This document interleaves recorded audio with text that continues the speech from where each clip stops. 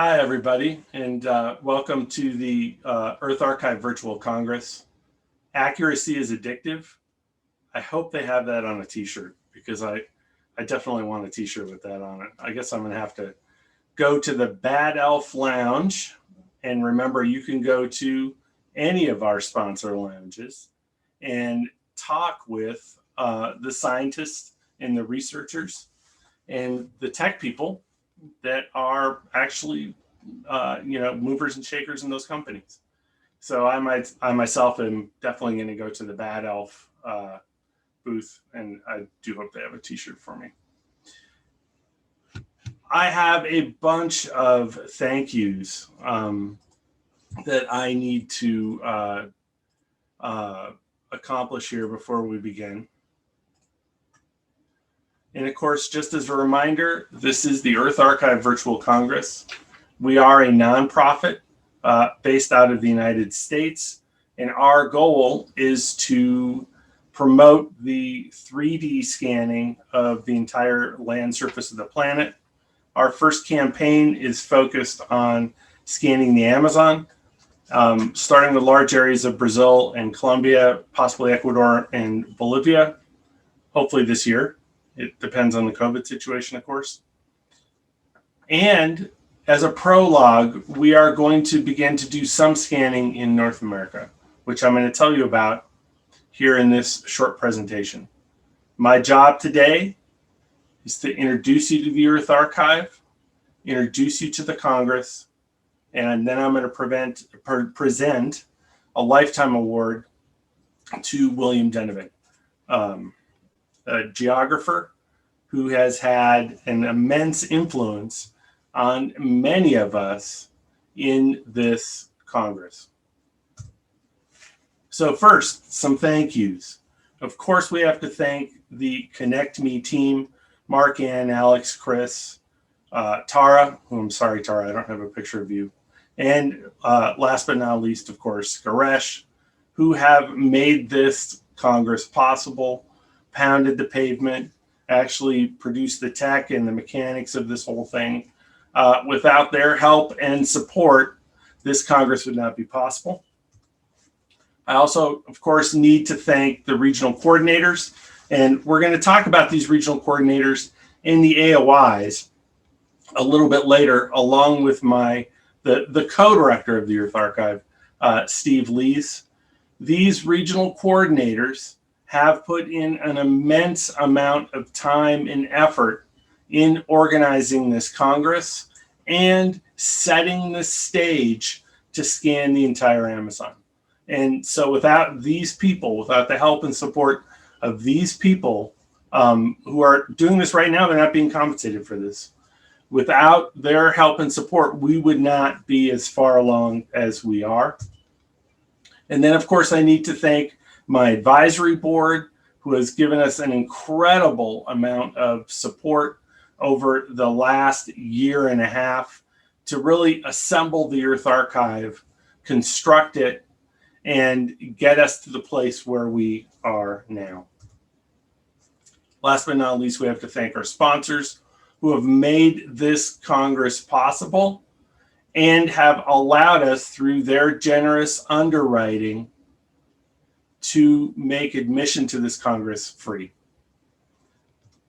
And of course, I would be bereft in my duties if I were not to tell you again to visit the sponsor lounges and to also visit lounges for speakers, networking, and of course, donations to the Earth Archive. We have an absolutely jam-packed Congress, and because of that, we don't have a lot of time for questions. So we are encouraging as many of the speakers who can make it to go into the speaker lounge where they can interact with people, interact with speakers, and ask all of the questions that they weren't able to ask during the actual talks. The challenge of the 21st century, in my opinion and the opinion of many others, is the climate crisis. It's humanity's greatest threat. And our daily news is dominated by stories about crazy weather patterns, massive wildfires, rising sea levels. In the next decade, the Earth will change dramatically. Shapes of continents will change. Areas will become desertified. Forests will turn to grasslands. And this will have an incredible impact on the populations of peoples, animals, and plants that inhabit those areas. Many of those populations, unfortunately, are ones that are least able to mitigate these impacts. This will also, of course, impact archaeological sites, cultural landscapes, biodiversity, distributions of flora and fauna. We are losing things that we don't know exist. It's the 21st century, but there's still so much for us to learn and understand about our own planet. And to me, that's, as an archaeologist, that's the real tragedy, is that we are losing things that we don't even know exist. And because of that, we will never know they exist. And I don't know how to solve the climate crisis, unfortunately. But I do know one methodology to help scientists who are going to do that.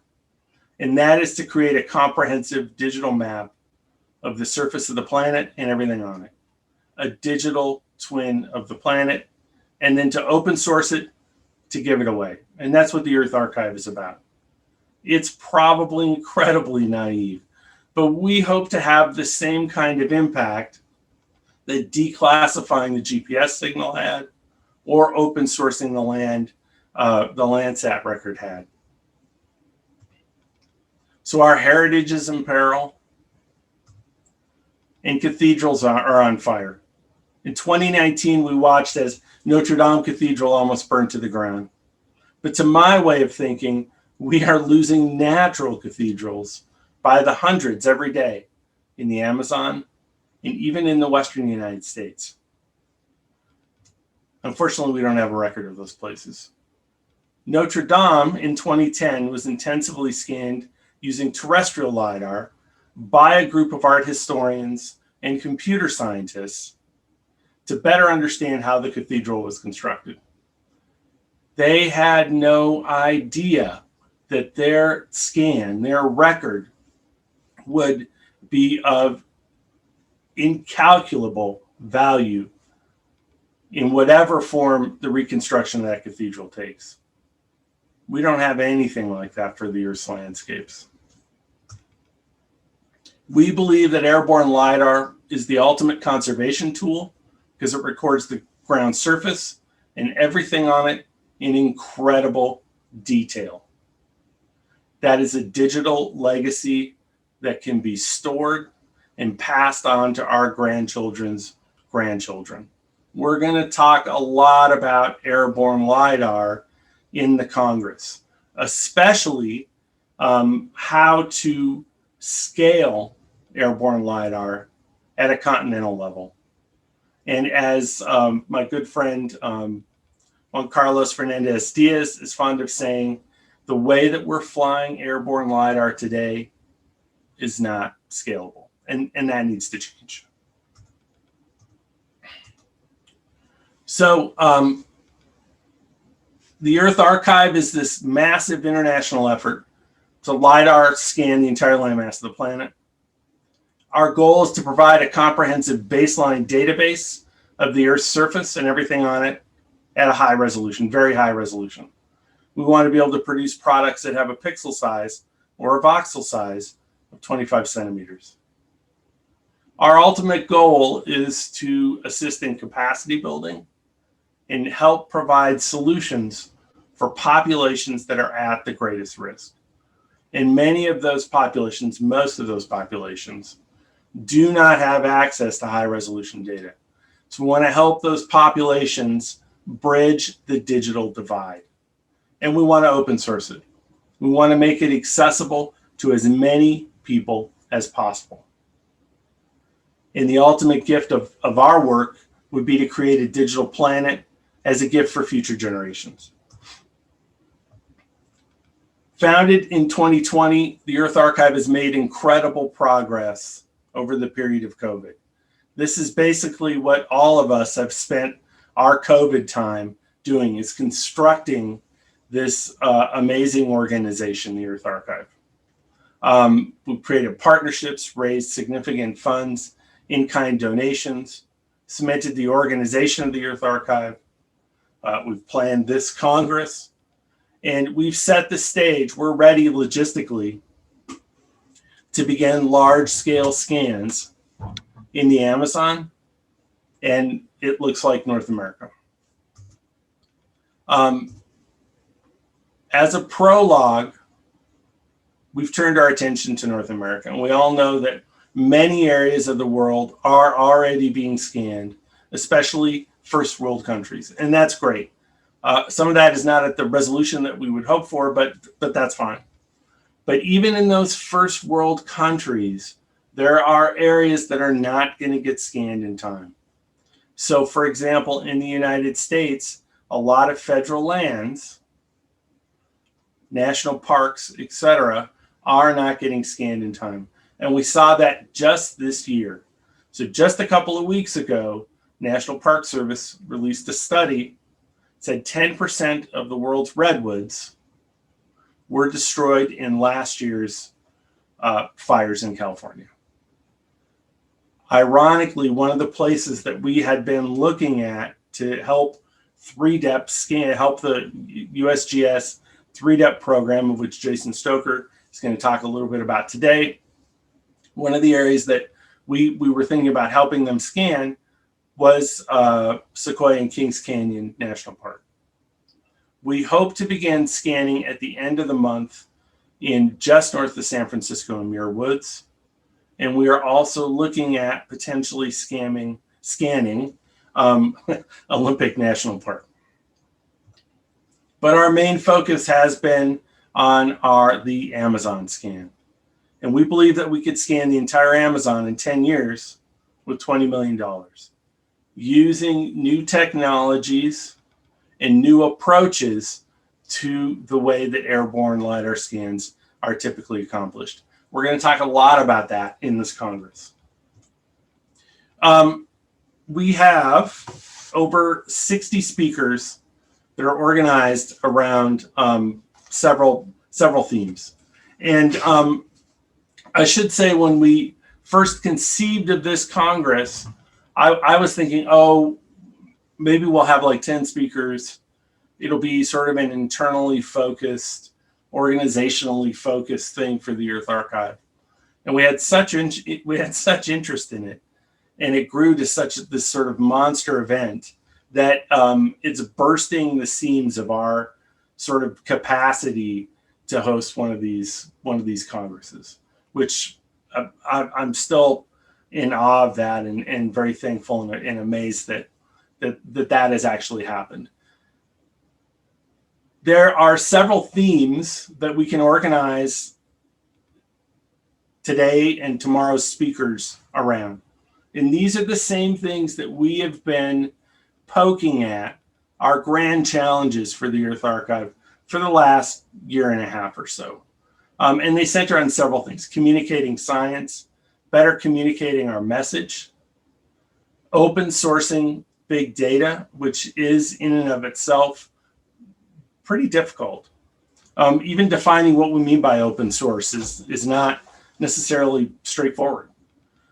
Private-public partnerships. The only way these big scans are going to happen is by reaching beyond the academic divide and partnering with for-profit organizations.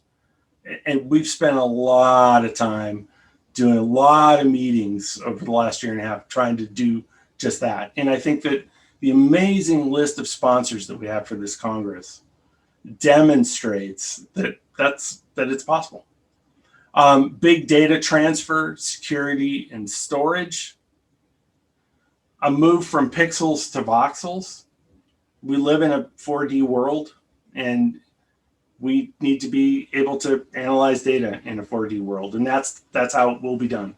And one of our biggest partnerships is with a company called Voxel Maps. Peter Attal is actually going to talk later about Voxel Maps.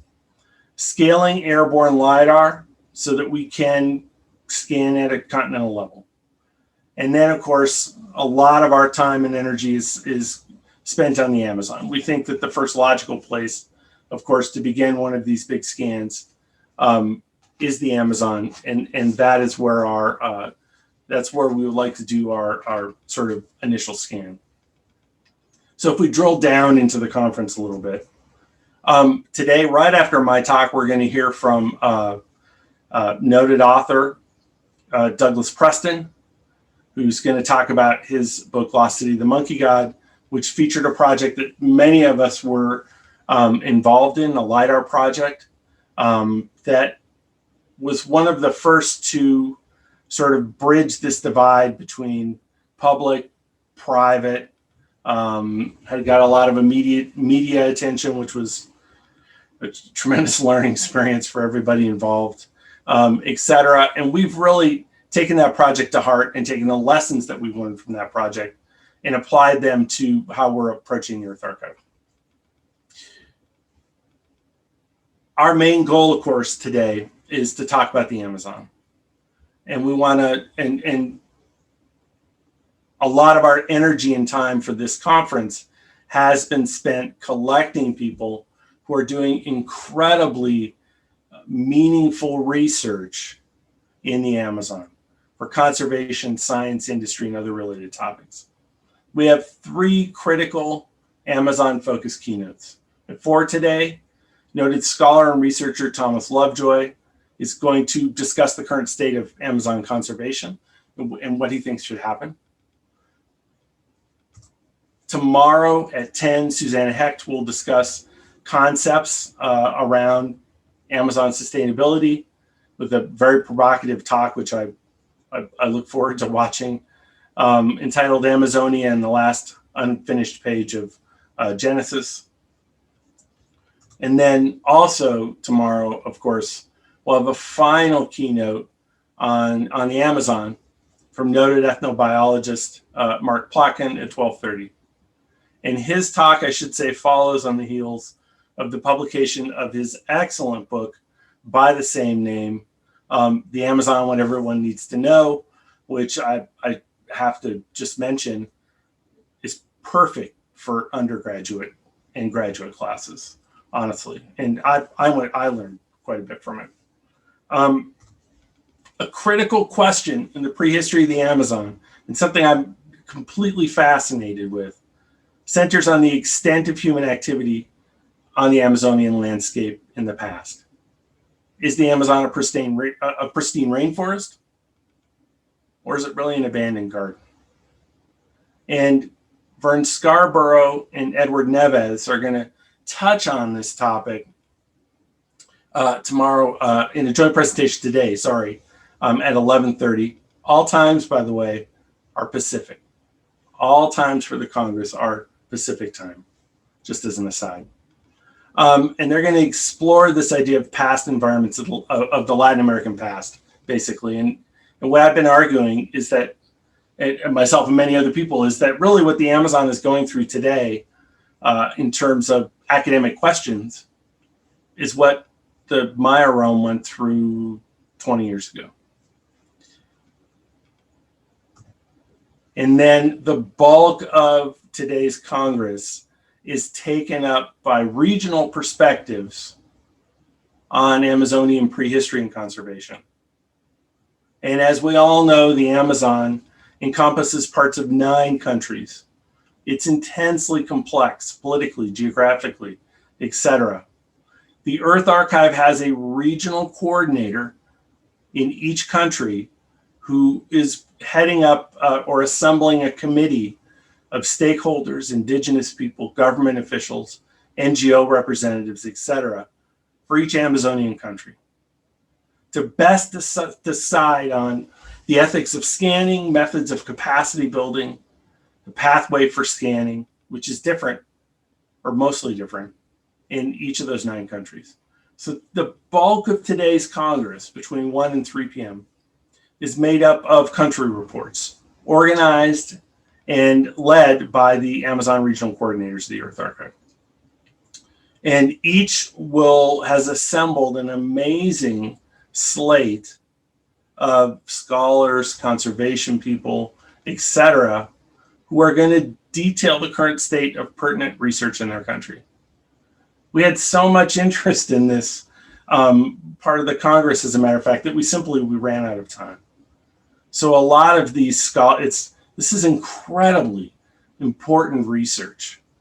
And I don't think this is the first time that, people have assembled this kind of broad scale look at a countrywide basis. But it is, I think it constitutes an important assemblage of people to talk about the state of research and conservation in each of these 9 countries. We simply ran out of time, and the next time we do this, and there will be next time, and you'll be getting a survey, email survey, talking about, asking you questions about the Congress, and we would really like you to hear from you what you'd like to see in the next Congress, and please do fill out that survey, and we'd like to hear that. But one of the grand failings of the conference, I guess, is that we just ran out of time. Just absolutely ran out of time. And of course, most of these talks deal with 1,000-year legacies of human environment interaction, which again has long fascinated me and many, many others. And then finally, on day 2, there are 2 additional sessions on the Amazon. At 10:45, Tasso Azevedo will discuss the critical work of map biomass to map the Amazon using many different methodologies and records. And Map Biomass is a partner of the Earth Archive. And then at 1:30, Carlos Fausto will discuss the importance of indigenous knowledge and capacity building. And last but not least, Andre Franco is going to change the scale a little bit and talk about Amazonian soil biomes at 11:30. If we're going to get these scans accomplished, industry and the nonprofit sector must work together. And we have several sessions that cover this territory. Today, Garesh Joshi, who's a strategic advisor to the Earth Archive and somebody that I consider a good friend, will be moderating a panel on the geospatial industry and conservation with Intel Geospatial, Trimble, CCM, and Esri at 10:20. Remember, this is the only way that we're going to get this scanning done, is by partnering with for-profits. And the for-profits have as much to learn and they have as much to gain from these scans as the nonprofits, as the academics and the nonprofits. It's in everybody's best interest to get these scans done.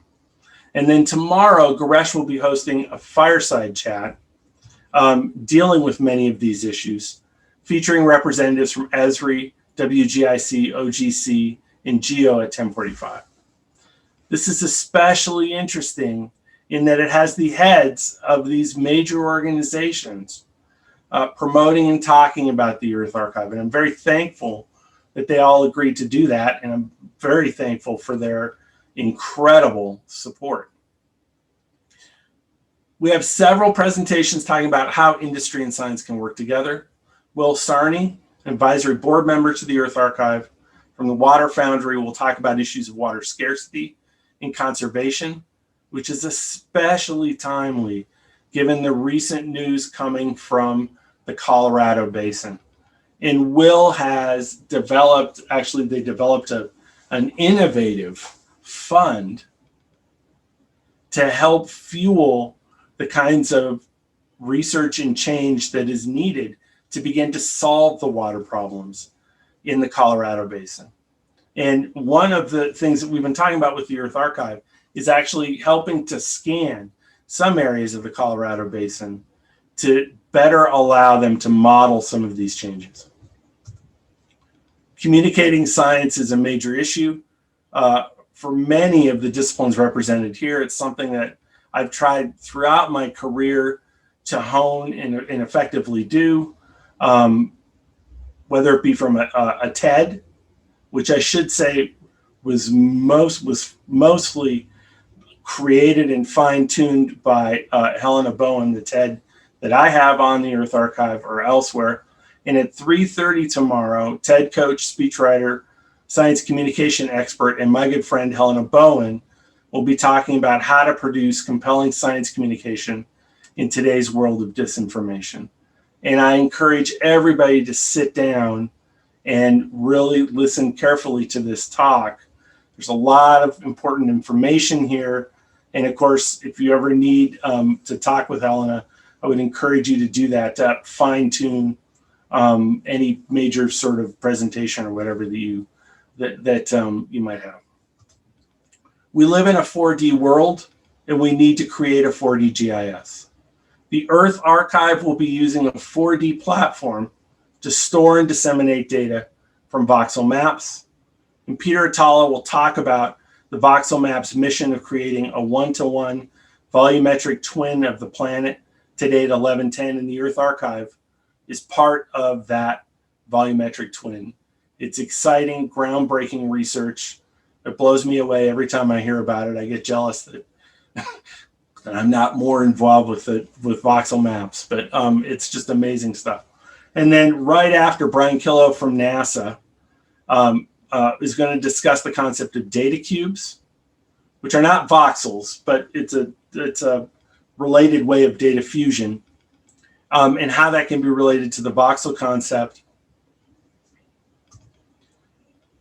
As pointed out by Juan Carlos Fernandez Diaz from the National Center for Airborne Laser Mapping, NCOM, who is a technical advisor to the Earth Archive, and Ron Chappell from GEO1, who's an advisory board member, the common way airborne LiDAR is flown is not scalable. They're going to talk about this issue at a session at 3 today, outlining the technical challenges of creating that kind of scalable LiDAR program. Right after that, Jason Stoker is going to talk about not right after, but today, Jason Stoker is going to talk about the concept of a global 3DEP at 9:50 a.m. And in some respects, we're following on the heels of the 3DEP program. And Jason is, I think I'm okay in saying that Jason is one of the architects of that 3DEP program. I'm sure he'll correct me if I'm wrong. And then we have a final panel discussion on LiDAR technology and with industry leaders from Regal and Hexagon at 12 p.m., moderated by Gavin Schrock. And they are also going to talk about creating these continental scale LiDAR programs. Open sourcing data is another huge focus of the Earth Archive. And at 9:15, Steve Coast, the founder of OpenStreetMaps, will be talking about the power of open source data. And similarly, Michael Barton tomorrow will be talking about open source data. Science is at 11:30. There's going to be a thought leadership panel with representatives from Intel, Geospatial, Esri, Trimble, and Cesium at 10:20 tomorrow. And then finally, the last thing I want to mention, of course, is a presentation by Sang-Mi and Shrideep Palakara, who will be speaking on storage and dissemination of these types of big data at 3 today. And the final keynote will be by Keith Mosbach, who's going to talk about the power of geospatial data to solve 21st century problems. So the power of geospatial data to solve some of the grand challenges of the 21st century. And I'm sure I've forgotten some folks, and that's okay. And of course, finally, tomorrow at 2, there will be 2 concurrent sessions highlighting the way that airborne LiDAR data is used by archaeologists and others. The first of these centers on how LiDAR has been used to transform understandings of Maya prehistory. And the second of these is a panel on lidar use in archaeology in general, with several key talks, including one by Jose Punzo Diaz on the rules and regulations that INA, the governmental agency that controls archaeology in Mexico, rules and regulations by INA on producing lidar scans, and another really interesting talk by Catherine Reese Taylor on the ethics and decolonizing of lidar. The last thing I want to do today is present an award which I called the Palimpsest Award. I hope that doesn't upset anybody, but to me that makes a lot of sense. It's a lifetime achievement award to William Maxfield Denevan, who's professor emeritus of geography at the University of Wisconsin-Madison, prominent member of the Berkeley School of Cultural Historical Geography, student of Carl Sauer, and a longtime researcher in the Amazon. He earned his BA, MA, and PhD degrees in geography at the University of California at Berkeley. And his dissertation was on the Aboriginal settlement of the Llanos de Mojos, a seasonally inundated savanna in northeastern Bolivia. And here is, of course, Bill Denevan in Nicaragua in 57, and Denevan in Bolivia in 61, Denevan in Peru in 1956, and again in Peru in 61. I intersected with Bill Denevan very briefly a couple of years at when I was a student at the University of Wisconsin-Madison. I remember first going to meet him, and he handed me this special edition of the Annals of American Geographers, edited by Bootser, which totally blew my mind and changed the course of my graduate career, I think. Not to mention the fact that they were giving away free stuff in the geography department. We didn't get any free stuff in anthropology. We always got free stuff when we walked over to Science Hall and talked to the geographers, which I also thought was amazing.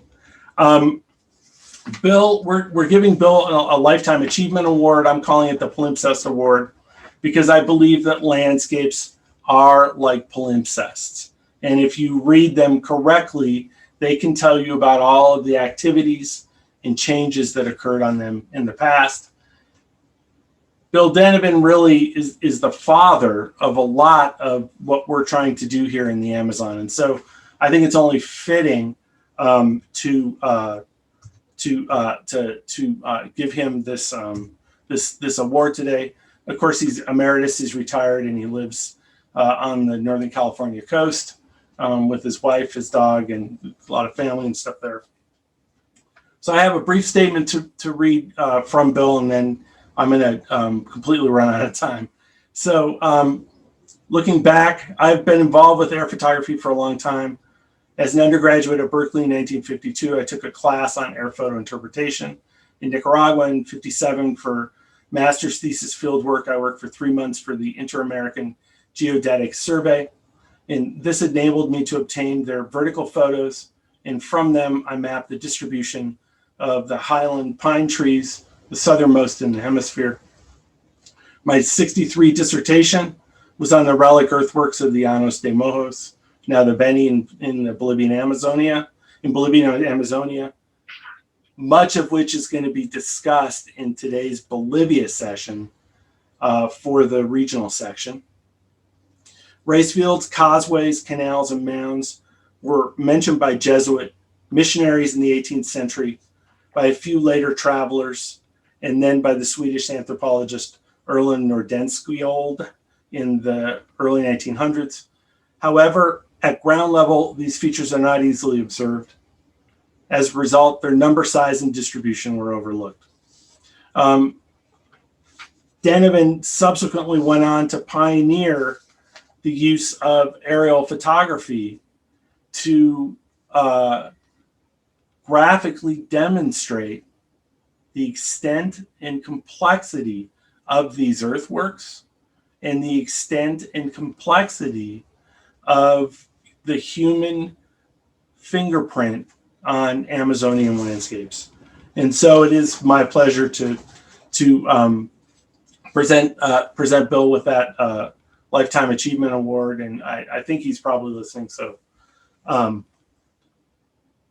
behalf of myself and all of the other archaeologists and other scholars involved with this Earth Archive project, we do thank you for sort of starting us. Or maybe I shouldn't thank him. Maybe he's got, but for, thanks a lot, Bill. But thank you for starting us on this incredible journey that we're now sort of on, that ends up in many respects, with us trying to scan the rest of the planet using lidar. And so to close, I just want to thank everybody involved with the Congress. It's been we've seen an amazing amount of work and help from everybody involved. Everybody's been incredibly positive. And it's a moonshot idea, but it actually looks like we're going to be able to pull it off. And to me, that's an absolutely an amazing thing. And I think if you want to get involved, please do that. If you want to donate, please do that. And you can you can have the assurance that you will be able to tell the people that come after you that you have helped build this digital legacy of what the world and the landscape look like today for the generations of people that will follow us.